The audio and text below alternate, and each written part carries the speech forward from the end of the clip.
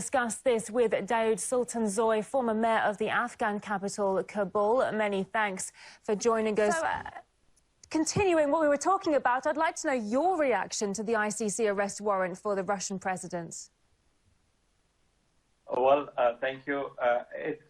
It's very laughable in my view. You know, these kinds of things when they come to these kinds of resolutions without any teeth. It's just basically laughable, and it's a mockery of what they're trying to achieve. They know that they cannot exercise any of these things in action and in practice.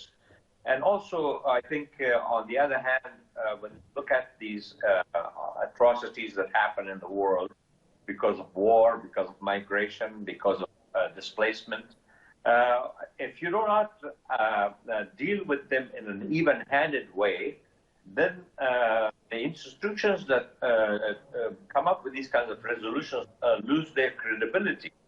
For example, right now, look what's going on in Afghanistan. Who talks about it? Nobody. When the British are trying to send refugees to Rwanda with velvet gloves, they're sending people to concentration camps, basically. When Rwandans, what happened to them, and what happened to people who were sent to Bangladesh from Burma, the Rohingyas, or if you go and deal with these things in a selective way, they lose their credibility. For example, before the Russians, there was Soviet Union. Ukraine was part of the Soviet Union. What Soviet Union did in Afghanistan, Ukraine was part of it. Does anyone talk about that? What happened to those Afghans? What happened to our culture? What happened to our dignity? What happened to our rights? And the same thing with China. For example, the Uyghurs in China. Who talks about them? So when we talk about human rights, when we talk about atrocities, we should not use them as political instruments.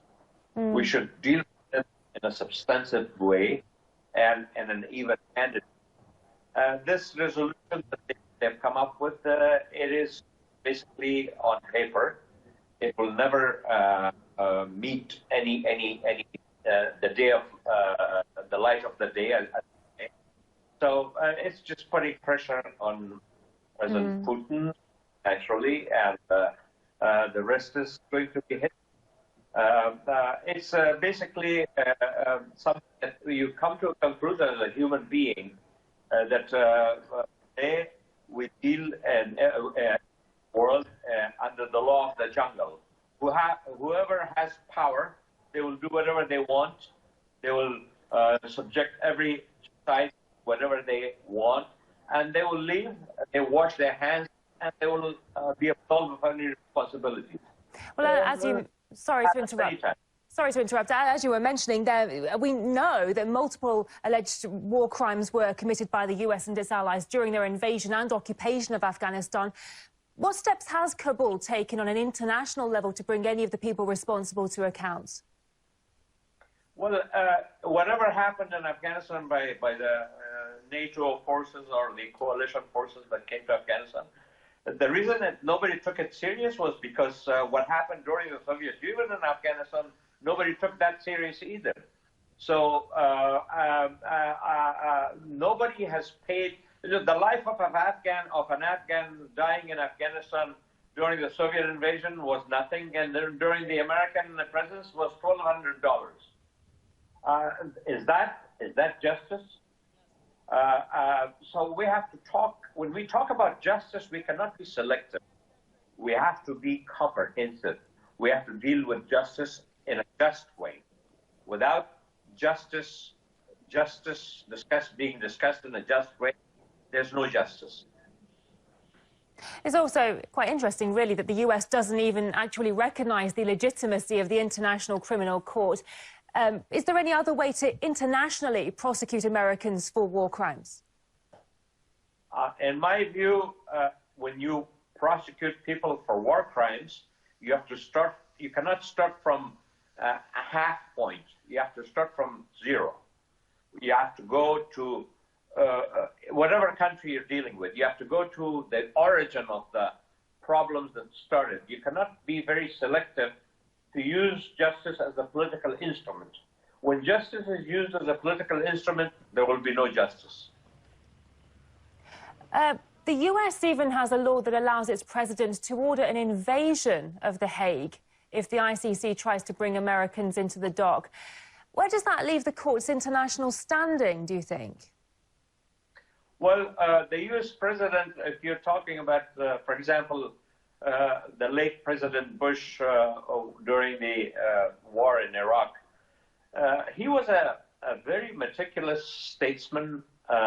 He had a very huge Rolodex, and he called all world leaders, and he created a consensus, a historic consensus. I remember that.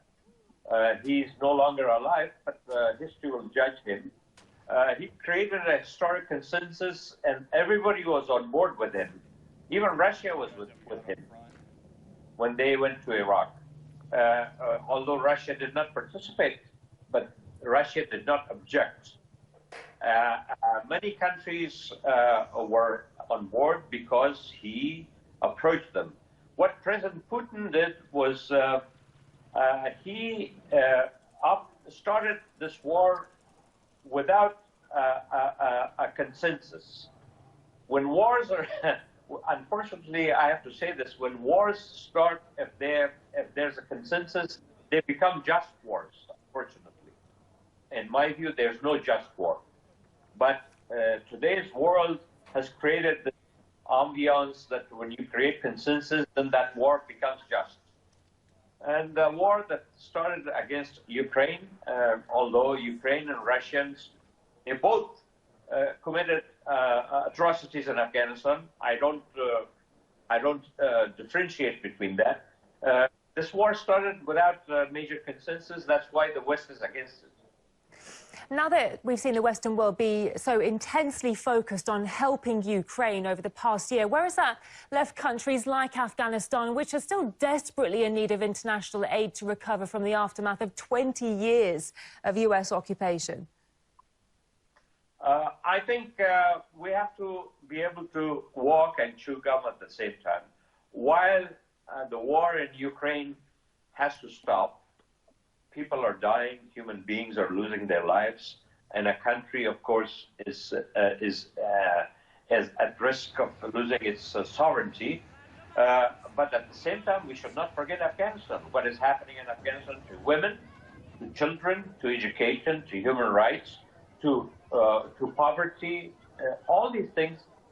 This world has the capability to deal well with all these kinds of things simultaneously. We cannot allow one atrocity to wait so we can resolve the other one. We have to deal with everything, you know, because larger problems are awaiting us. The major poverty in the world, inequality, environmental issues, major threats are awaiting humankind, and we're busy with these small things, trying to divide Ukraine between us and trying to talk about who will win this war, while we're going to lose the major wars. So many thanks for speaking to us today. We really appreciate your thoughts and your insight into the matter. Daoud Sultanzoy, former mayor of Kabul. Thank you.